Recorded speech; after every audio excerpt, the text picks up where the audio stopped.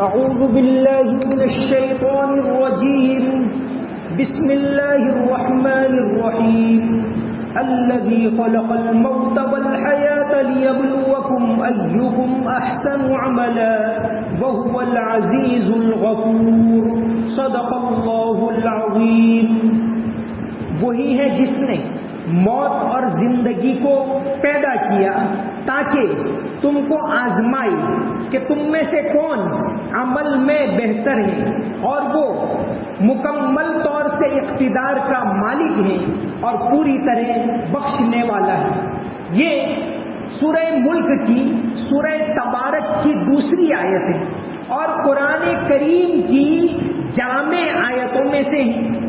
اس آیت کے اندر اللہ تبارک و تعالیٰ نے زندگی کا فلسفہ بیان کیا ہے کہ اللہ نے یہ زندگی اور یہ موت یہ کیوں بنائی؟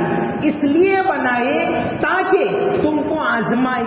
زندگی ہے، آزمائش ہے، امتحان ہے۔ جیسا کہ ایک اسٹوڈنٹ جب امتحان ہال میں ہوتا ہے تو کس طرح وہ چوکنا رہتا ہے، اس طرح انسان اس زندگی کے اندر چوکنا رہے۔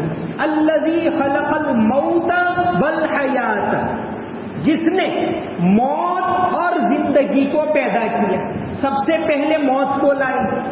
قرآن کریم میں عجیب بات یہ ہے کہ جہاں موت اور زندگی کا ذکر آیا وہاں زیادہ تر پہلے موت کا ذکر کیا۔ الذی، جیسے یہاں الذی خلق الموت والحیات، وہاں فرمایا کیف تکفرون باللہ وکنتم امواتا فاحیاکم، اور سورہ غافر میں فرمایا امتنا اثنتین واحییتنا اثنتین۔ اللہ تعالیٰ نے انسان کو 2 مرتبہ موت دی اور 2 مرتبہ زندگی دی۔ تو قرآن کریم میں جہاں جہاں زندگی اور موت کا ذکر آیا وہاں پہلے موت کو لائی۔ علماء اس کے بارے میں لکھتے ہیں کہ موت کا ذکر پہلے کیوں، موت کو پہلے کیوں بیان کی؟ انسان روزانہ سوتا ہے، سوتے وقت ایک دعا بتائی حدیث شریف کے اندر، اللہم بسمک اموت واحیا، اے اللہ میں تیرے نام سے مرتا ہوں اور تیرے نام سے جیتا ہوں۔ حالانکہ وہ مر نہیں رہا، سو رہا ہے، چند گھنٹوں کے بعد اٹھنے والا ہے، لیکن اس کو یاد دلایا گیا کہ جس طرح تو یہ سو رہا ہے نیند، ایک وقت آئے گا کہ تو اس دنیا سے دوسری زندگی فوراً شروع ہو جائے گی، اس دنیا سے ہمیشہ کے لیے سو جائے گا۔ تو جب آدمی سوتا ہے تو بھی پڑھتا ہے اللہم بسمک اموت، اے اللہ، وہاں بھی پہلے موت کا ذکر، اے اللہ میں تیرے نام سے مرتا ہوں اور تیرے نام سے جیتا ہوں۔ اٹھتے وقت پھر یاد دلایا کہ الحمدللہ الذی احیانا بعد ما اماتنا، کہ تمام تعریفیں اس اللہ کے لیے ہیں جس نے ہم کو موت دے کر پھر زندگی دی۔ حالانکہ نیند، پھر وہ اٹھ گئے۔ نیند اللہ تبارک و تعالیٰ کی بہت بڑی نعمت ہے۔ آدمی کو وقت پر سو جانا چاہیے، وقت پر اٹھنا چاہیے، یہ دین اسلام کی تعلیم ہے۔ رات کو جلدی سو جانا یہ نبی کریم صلی اللہ علیہ وسلم کی تعلیم ہے، اور آپ نے رات کو عشاء کے بعد غیر ضروری طور پر گپ شپ کرنے سے منع کیا۔ اور سائنسداں بھی یہی کہتے ہیں کہ جب رات کا یہ شروع حصہ ہوتا ہے 10، 11، 12 بجنے کا وقت ہے، اس میں انسان کے جسم کے اندر ایک کیمیکل چلتا ہے میلیٹونین نام کا۔ وہ نیند جو ہوتی ہے، آپ 11-12 بجے کی 1-2 گھنٹے کی نیند، وہ دن میں 4-5 گھنٹے سے بھی پوری نہیں ہوتی۔ تو رات کو جلدی سونا یہ نبی کریم صلی اللہ علیہ وسلم کی تعلیم۔ تو یہاں فرمایا کالذی خلق الموت، پہلے موت کو ذکر کیا۔ موت یہ انسان اس سے بالکل خوف زدہ نہ ہو، موت کے بعد فوراً دوسری زندگی۔ حدیث شریف کے اندر آتا ہے، حضرت عائشہ رضی اللہ عنہا سے مروی ہے کہ آپ صلی اللہ علیہ وسلم نے فرمایا کہ جو شخص دن میں 100 مرتبہ پڑھے اللہم بارک لی فی الموت وفیما بعد الموت، اللہم بارک لی فی الموت وفیما بعد الموت، تو اللہ گھر میں رہتے ہوئے بھی اس کو شہادت کی موت عطا کریں گے، یعنی اس کو شہید کا ثواب ملے گا۔ تو آدمی نہ تو موت سے گھبرائے، موت سے ڈرے نہیں، ہے دین اسلام کی تعلیم ہے ہر ایک کو ایک مقررہ وقت کے اوپر مرنا ہے، اس دنیا سے جانا ہے۔ تو اس آیت کے اندر، یہ سورہ تبارک کی دوسری آیت ہے، اس میں زندگی اور موت کی فلسفی ہے۔ سورہ غافر کے اندر اللہ تبارک و تعالی نے جو فرمایا، قالوا ربنا امتنا اثنتین، اے اللہ، یعنی قیامت کے دن بندہ وہاں سامنے کھڑا ہوگا تو کہے گا کہ امتنا اثنتین، تو نے ہمیں 2 مرتبہ موت دی، واحییتنا اثنتین، اور تو نے ہمیں 2 مرتبہ زندگی دی، فاعترفنا بذنوبنا، ہم اپنے گناہوں کا اقرار کرتے ہیں، فہل الی خروج من سبیل، کیا دوبارہ چانس مل سکتا ہے کہ ہم دنیا میں جائیں؟ 2 مرتبہ تو نے زندگی دی، ایک اور مرتبہ دے دے، اب ہم برے کام نہیں کریں گے۔ ربنا ابصرنا وسمعنا فرجعنا نعمل صالحا، بندہ اس وقت کہے گا۔ تو زندگی کی ہر منٹ، زندگی کا ہر پل قیمتی، اور موت برحق ہے، موت آنے والی ہے، اس سے انسان کو بالکل گھبرانا نہیں چاہیے۔ تو 2 موتیں کون سی اور 2 زندگی کون سی؟ کیف تکفرون باللہ وکنتم امواتا فاحیاکم، کہ تم مرے ہوئے تھے، اللہ نے تم کو زندہ کیا۔ تو یا تو ایک زندگی اللہ تبارک و تعالیٰ نے دی تھی، جب قرآن شریف کی آیتیں سورہ اعراف کے اندر کہ ساری کائنات کے لوگوں کو پیدا کر کے اللہ تعالیٰ نے اس وقت عہد لیا تھا، الستو بربکم، کیا میں تمہارا رب نہیں ہوں؟ ایک تو وہ زندگی، اگر اس کو شمار کر لیں تو پھر 3 زندگیاں ہوتی، اور یہ آزمائش کی زندگی، ایک مرنے کے بعد برزخ کی زندگی ہوگی، اور ایک آخرت کی حقیقی زندگی۔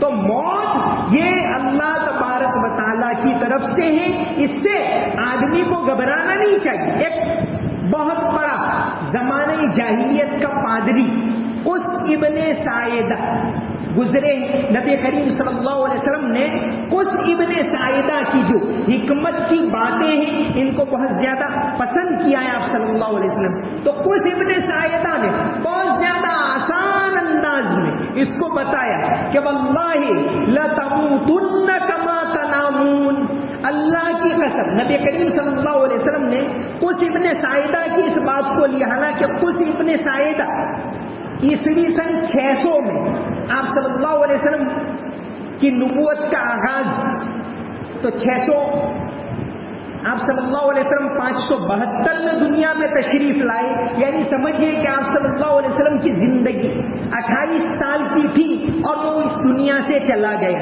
اور چونکہ جاہلیت کے زمانے میں وہ عیسائی مذہب کے اوپر تھا، آپ صلی اللہ علیہ وسلم نے ان کے لیے دعا بھی کی، اور آپ نے یہ بھی امید رکھی کہ اللہ تعالیٰ ان کو جنت میں داخل کریں گے، قس ابن ساعدہ، کیونکہ اس زمانے میں صحیح مذہب عیسائی مذہب تھا۔ تو ان کی جو ایک بات ہے، واللہ لتموتن کما تنامون، اللہ کی قسم تم کو موت آئے گی جیسا کہ تم روزانہ سو جاتے ہو، وَلَتُبْعَثُنَّ كَمَا تَسْتَيْقِظُونَ، اور جس طرح تم روزانہ اٹھتے ہو، مرنے کے بعد اللہ تعالیٰ ضرور دوبارہ اٹھائے گا۔ تو اللہ تعالیٰ نے فرمایا الذی خلق الموت والحیات، جس نے موت اور زندگی پیدا کی، لیبلوکم، کیوں پیدا کی؟ تاکہ تمہارا امتحان لے۔ یہ دنیا کی زندگی ہے، یہ ایک امتحان کے لیے ہے، اور اس کے بعد حقیقی زندگی آنے والی ہے۔ علامہ اقبال کی ایک نظم ہے، اس کا نام ہے زندگی۔ وہ کہتے ہیں کہ یہ زندگی ختم نہیں ہوتی، جیسے مفتی شفیع صاحب نے بھی اس آیت کے تحت اپنی معارف القرآن کے اندر لکھا ہے کہ موت ہے کیا؟ روح کا تعلق جسم سے ختم ہو گئے، بس اب اس کے بعد روح کے ساتھ دوسری زندگی شروع ہو جاتی۔ تو موت یہ تو دنیا میں ظاہری موت ہے، پھر برزخ کی زندگی فوراً شروع، اور پھر اس کے بعد آخرت کی زندگی ہوگی۔ تو علامہ اقبال نے اس کو اسی طرح کہا ہے کہ تو اسے پیمانہ امروز و فردا سے نہ ناپ، تو اسے پیمانہ امروز و فردا سے نہ ناپ، جاویداں پہ ہم دواں ہر دم جواں ہے زندگی، کہ زندگی ہے وہ تو رہنے والی ہے، ایک زندگی چلی گئی دوسری زندگی برزخ کی زندگی آئے گی۔ تو انسان اس بات کے اوپر غور کرے۔ پہلی آیت کے اندر بتلا دیا کہ وہ ذات اسی نے تم کو پیدا کیا، ساری کائنات کے اوپر اسی کا کنٹرول ہے، تو فرمایا کہ یہ موت اور زندگی اسی نے دی ہے۔ انسان غور کرے، روزانہ اپنا حساب لے۔ حدیث شریف کے اندر آتا ہے، نبی کریم صلی اللہ علیہ وسلم کا فرمان ہے، حاسبوا انفسکم قبل ان تحاسبوا، کہ تمہارا حساب لیا جائے، حساب لیا جائے گا مرنے کے بعد، اس سے پہلے خود اپنا حساب لو۔ روزانہ انسان، جیسے صوفیہ فرماتے ہیں کہ رات کو آدمی سونے سے پہلے چند منٹ غور کر لے کہ آج میں نے کون سے اچھے کام کیے، آج مجھ سے کون کون سی غلطیاں ہوئی، اگر غلطی ہوئی تو اس کے اوپر پچھتاوا کرے، اگر غلطی ہوئی ہے تو پھر جس کی غلطی ہوئی اس سے معافی مانگ لے۔ تو روزانہ اپنا، جس کو کہتے ہیں مراقبہ، صوفی حضرات اس کو کہتے ہیں مراقبہ، یعنی یا محاسبہ بھی کہتے ہیں، یعنی رات کو سونے سے پہلے 2-4 منٹ اپنا حساب، یہی نبی کریم صلی اللہ علیہ وسلم کی تعلیم ہے، حاسبوا قبل ان تحاسبوا، کہ تم اپنا حساب لو اس سے پہلے کہ تمہارا حساب لیا جائے۔ تو الذی خلق الموت والحیات لیبلوکم، کیوں؟ تاکہ تمہارا امتحان لے۔ یہ زندگی امتحان کی زندگی، اور انسان جتنا اللہ کے یہاں مقبول ہوتا ہے اتنا ہی سخت امتحان ہوتا ہے۔ حضرت ابراہیم علیہ السلام کے امتحان کا تو قرآن میں ذکر کر دیا، قرآن میں مثال دی کہ وَإِذِ ابْتَلَىٰ إِبْرَاهِيمَ رَبُّهُ، کہ اس وقت کو یاد کرو جب ابراہیم کا امتحان ان کے رب نے لیا۔ حضرت ابراہیم علیہ السلام کا کڑا امتحان کہ پہلے وطن کو چھوڑنا پڑا، ہجرت کرنی پڑی، پھر بیوی بچوں کو چھوڑنا پڑا، پھر اللہ تعالیٰ نے امتحان لیا، کہا کہ اپنے بیٹے کو ذبح کر دو، اس کے لیے بھی تیار۔ تو اللہ تبارک و تعالیٰ نے خود فرمایا ان ھذا لھو البلاء المبین، کہ خود امتحان لینے والے نے کہا کہ یہ امتحان تو بہت کڑا تھا، بہت سخت امتحان تھا، ایگزامینیشن کا پیپر بہت سخت تھا، اور اس میں میرا بندہ ابراہیم کامیاب ہو گیا۔ تو یہ اللہ تبارک و تعالیٰ کی طرف سے یہ زندگی ایک آزمائش ہے، ایک امتحان ہے۔ یہ اس آیت کے اندر اللہ تبارک و تعالیٰ نے فرمایا ہے لیبلوکم، تاکہ تم کو آزمائے۔ اللہ تعالیٰ کے نیک بندے ہوتے ہیں وہ بہت آسانی سے اس آزمائش سے نکل جاتے ہیں۔ اس سلسلے میں ایک واقعہ موجودہ زمانے کا عرض کر دوں۔ مولانا علی میاں رحمۃ اللہ علیہ پچھلی صدی کے عالم اسلام کے سب سے بڑے عالم لکھنؤ کے تھے مولانا علی میاں، اور اتنے مقبول کہ آج بھی عرب دنیا میں ان کی کتابیں پڑھی جاتی ہیں۔ مولانا علی میاں رحمۃ اللہ علیہ کو شاہ فیصل ایوارڈ 1980 میں دیا گیا۔ مسلم دنیا کا سب سے بڑا ایوارڈ شاہ فیصل ایوارڈ ہے، ہر سال سعودی حکومت کی طرف سے دیا جاتا ہے۔ 1979 میں شروع ہوا، پہلا ایوارڈ تو حضرت مودودی کو دیا گیا تھا، اور دوسرا ایوارڈ 1980 میں مولانا علی میاں کو دیا گیا۔ جب یہ اعلان ہوا تو مولانا علی میاں بیمار تھے، ان کے جو خاص شاگرد تھے حضرت مولانا عبداللہ عباس ندوی، ان کو ایوارڈ لینے کے لیے بھیجا۔ ایوارڈ کتنا؟ 10 لاکھ سعودی ریال، یعنی سمجھے آج 2 کروڑ روپے ہوئے۔ 10 لاکھ ریال، یہ اتنا ایوارڈ دیا جاتا ہے۔ تو اپنے شاگرد کو لینے کے لیے بھیجا مولانا عبداللہ عباس ندوی۔ مولانا کی جو کتاب ہے کاروان زندگی، ان کی آپ بیتی، اس کے اندر اس کا تذکرہ ہے کہ لینے کے لیے بھیجا۔ ریاض انٹر کانٹیننٹل ہوٹل کے اندر یہ پروگرام رکھا گیا تھا، اور یہ شہزادہ فہد کے ہاتھوں دیا جانا تھا، جو بعد میں شاہ فہد بنے. شاہ فہد کے ہاتھ سے ایوارڈ دیا جانا تھا. جب اعلان ہوا تو عبداللہ عباس ندوی لینے کے لیے اٹھے ایوارڈ، اور کہا کہ مولانا علی میاں کا کہنا ہے کہ یہ ایوارڈ جو 10 لاکھ سعودی ریال ہے اس میں سے آدھا ہم دیتے ہیں افغانستان کے مظلومین کو. 80 کے زمانے میں افغانستان میں سخت حالات چل رہے، تو آدھا افغانستان کے مظلومین کے لیے اور 1/4 مدرسہ سہولتیہ میں. مکہ کے اندر حنفی فقہ کا ایک بہت بڑا مدرسہ ہے. حنفی فقہ کا سمجھیے ایک ہی مدرسہ ہے مکہ میں، مدرسہ سہولتیہ. اور یہاں کے ایک بہت بڑے عالم تھے انڈیا کے، مولانا رحمت اللہ کیرانی.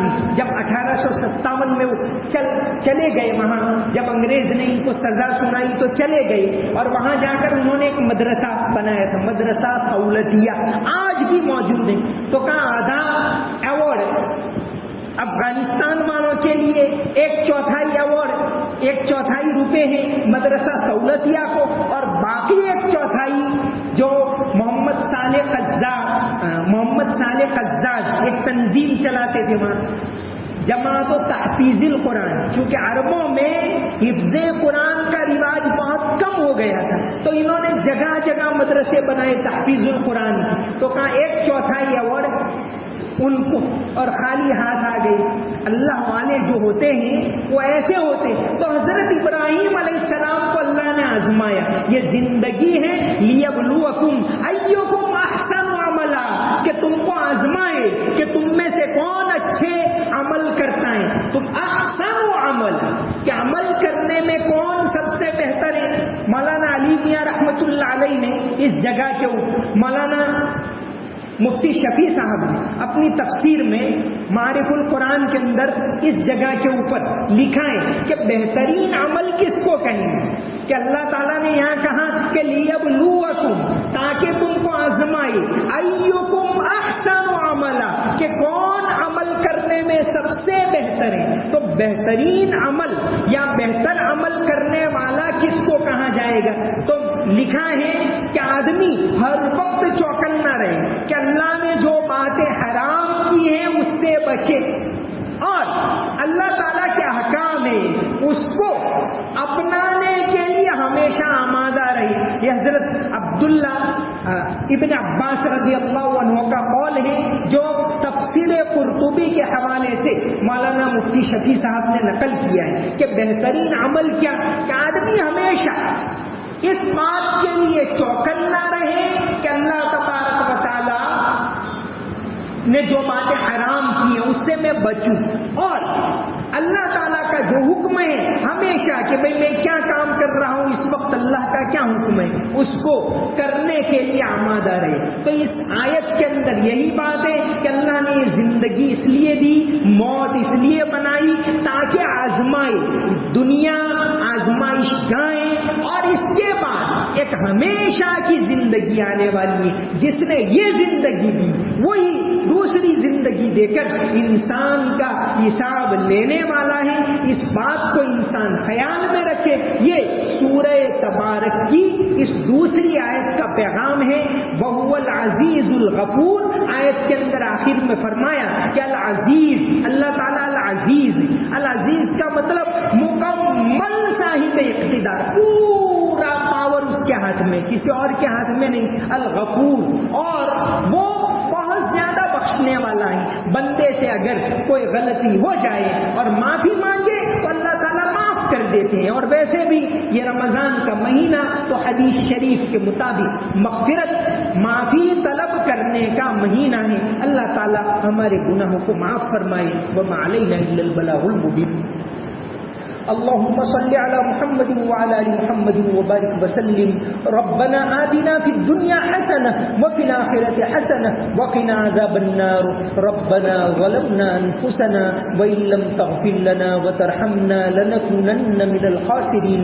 یا اللہ ہمارے گناہوں کو معاف فرما، ہماری تمام غلطیوں کو معاف فرما، ہماری تمام کوتاہیوں کو معاف فرما. یا اللہ عافیت کے ساتھ تیری عبادت کرنے کی توفیق عطا فرما. یا اللہ تندرستی عطا فرما، کسی کا محتاج نہ بنا. یا اللہ حلال پاکیزہ روزی عطا فرما، حرام سے ہماری حفاظت فرما. یا اللہ زندگی کے امتحان میں کامیاب ہوں ایسے عمل کرنے کی توفیق عطا فرما. یا اللہ مرنے کے بعد جو زندگی آنے والی ہے اس کی تیاری کرنے کی توفیق عطا فرما. کلام پاک کی محبت عطا فرما، کلام پاک کو پڑھنے کی توفیق عطا فرما، اس کو سمجھنے کی توفیق عطا فرما، اس کے اوپر عمل کرنے کی توفیق عطا فرما. ملک کے اندر امن و امان قائم فرما، عافیت قائم فرما، مسجدوں کو آباد فرما، مدرسوں کو آباد فرما، ہمارے مرحومین کی مغفرت فرما. اللهم صل علی محمد وعلی آل محمد وبارک وسلم برحمتک یا ارحم الراحمین.